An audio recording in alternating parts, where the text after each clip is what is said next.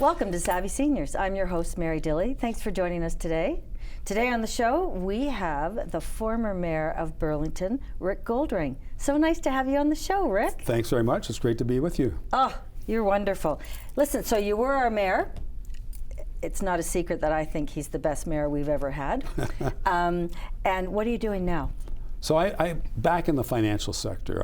Because you did that before. The vast majority of my career I've been in the financial sector, all except for 12 years in municipal government. So it was a natural for me to go back into the financial sector. Really, I just have a passion for serving people, helping making their lives more sustainable financially and more secure.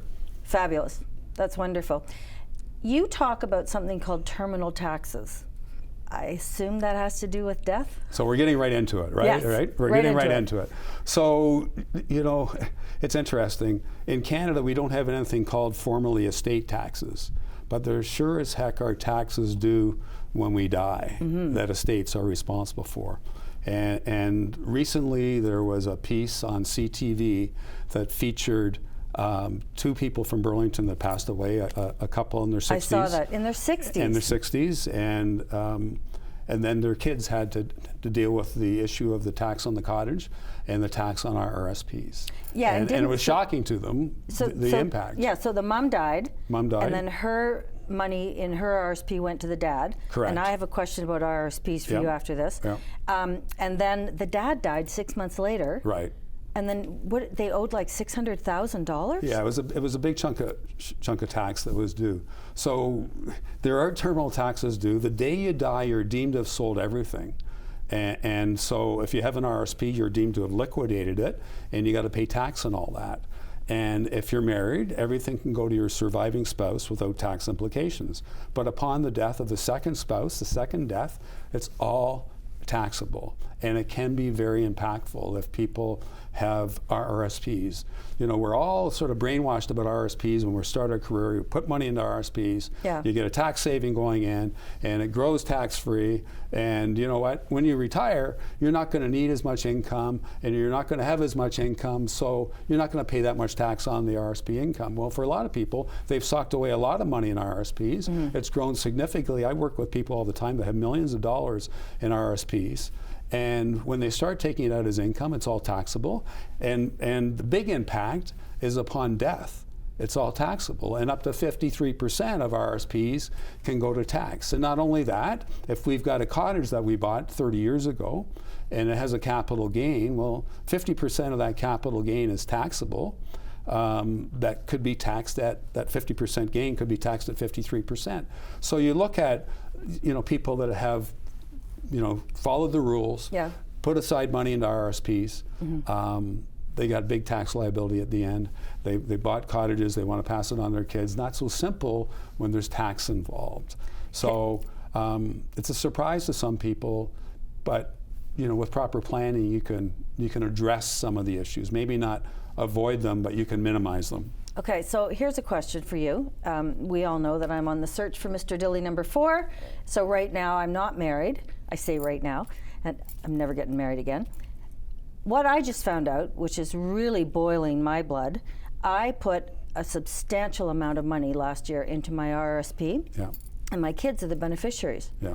I was under the impression that when I die, they'll just get it.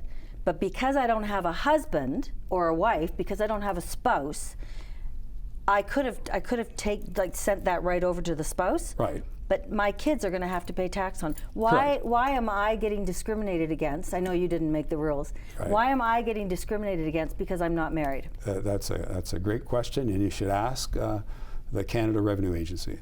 Okay. Right. But that's basically it. I mean, those are the rules. I mean, if you have a surviving spouse, all the assets can pass to the surviving spouse without tax, but upon their death, it's all taxable. And because you do not have a surviving spouse, it's all taxable on the day you die. And it could be 53%. It could be 53%, yeah. Is there I can't go back and undo what I did last year. Is there anything I can do now? So, it is interesting. I'm 68 years of age, so I'm technically a senior. And you are a senior. Okay. Yeah. I'm actually a senior. Am I? Okay. Yes, you are. So I'm actually a senior, and I'm somehow getting referred to other people in the same age range. But I'm getting referred because of that issue, that they've accumulated so much in RRSPs, and they've got this big tax noose around their neck that they want to address.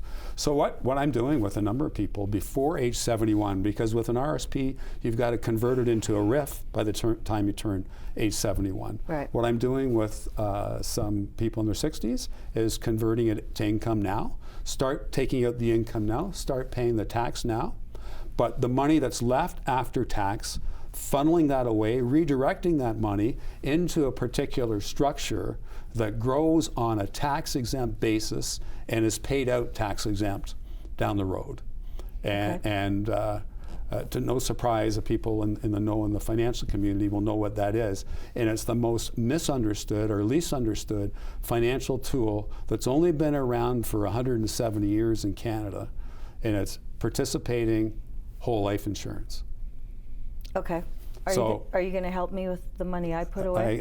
We can certainly have a discussion about it. Okay. Yeah, there may be some things we can do to help you be more sustainable in your lifetime, but also prop up the value of your estate if that's an objective for you. Yeah, that's what I wanted.